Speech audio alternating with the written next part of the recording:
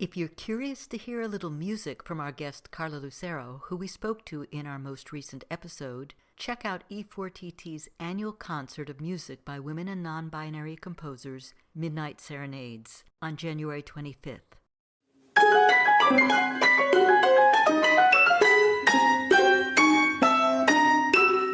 Welcome to For Good Measure, an interview series celebrating diverse composers and other creative artists, sponsored by a grant from the California Arts Council. I'm Nanette McGuinness, Artistic Executive Director of Ensemble for these times. In this week's episode, we continue our conversation with Valerie Liu, who we spoke to in April 2022. Granted that there isn't just one Asian American experience, nor one woman composer's experience, how has being an Asian American woman affected your life path? It sure did. Growing up in an Asian family, my parents desire us to be a doctor, a nurse, or a lawyer, engineer when we choose our profession. Their strong influence definitely played a part. My brother used to study engineering and I studied nursing. But eventually we both changed our career path. Studying music privately was encouraged, but not formally. From their perspective, they think formally it was something you should not do. It was greatly discouraged because of its uncertainty in the job field and its income unstableness.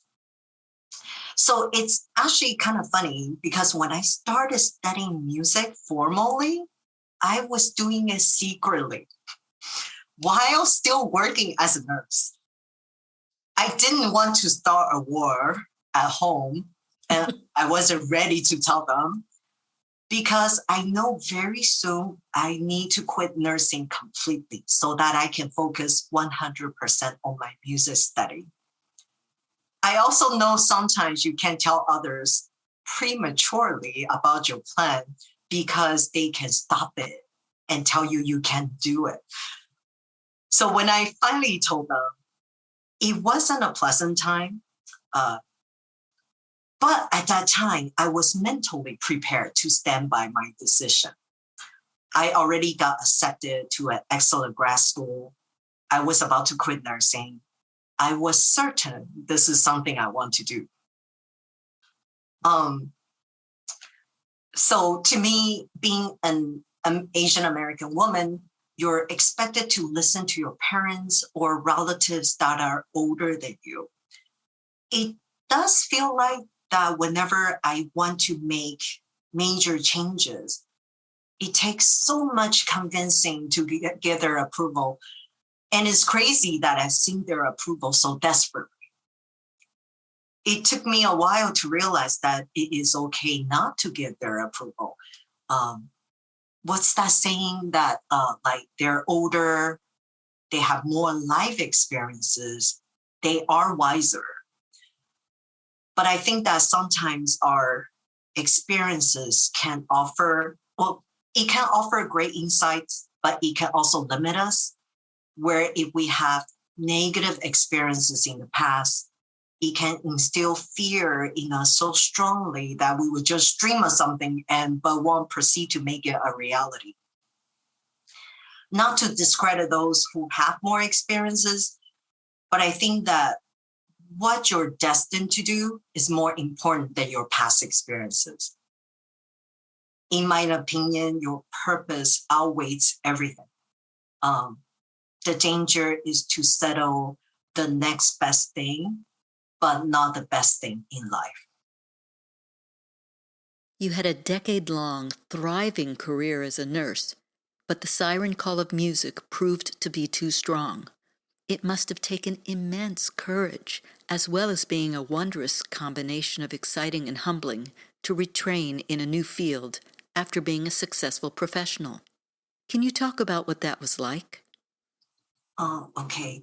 Leaving nursing, familiar territory, and entering a new territory is actually very scary for me.